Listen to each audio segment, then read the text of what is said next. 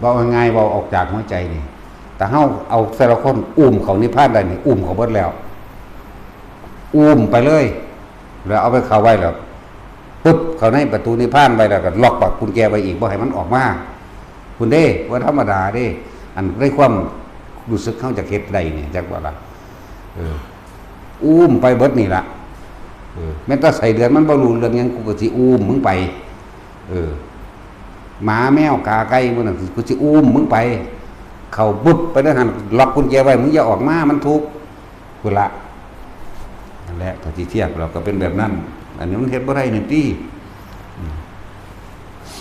นั่นแหละมันว่าเฮาอาศัยความจริงใจซึ่งกันและกันอยู่นำกันเด้อ ชีวิตนี่มันกะอย่างว่าล่ะมันสั่นผู้ใดมีความในใจซึ่งกันและกันคือจะเก็บไว้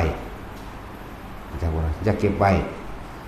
ถ้าไม่พอใจคนนี้เกลียดคนนี้ไม่จำเป็นต้องพูด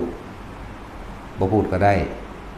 แต่ว่าทำตัวออกหนีห่างหายไปโลดคือบ่คบต่อไปจะเพิ่มพูนดอกเบี้ยโดยสัญญาอาฆาตเข้าใจบ่ล่ะหนีไปซื่อหนีก็คือบ่คบค้าแต่ว่าอยู่นำกันก็สร้างล่ะคือจะไปเพิ่มดอกเบี้ยโดยสัญญาอาฆาตปฏิฆะมันที่เกิดขึ้นหลายเพื่อให้เลิกคบโดยบ่ต้องบอกหยังแต่ว่าผู้ใดมีความในใจในความหวังดีซึ่งกันและกันหรือความรักความเมตตาก็ให้สนทนาทำกันเลยมีหยังก็คือจะเก็บไว้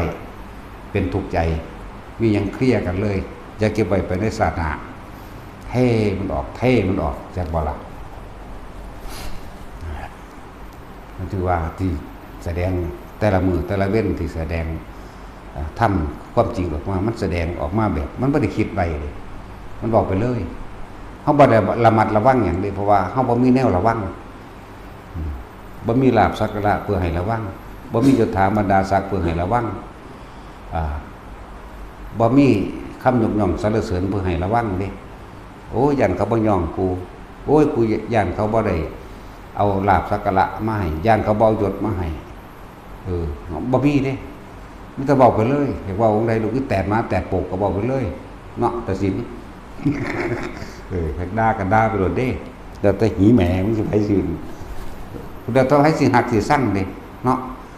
เพราะว่าเฮากับบ่หักไผคือกัน เมื่อบ่หักไปแล้วเฮากับบ่สั่งไผคือกันไหมเนาะเนี่ยเมื่อมีอันนึงมันก็ต้องมีอันนึงตัวนั่นแหละ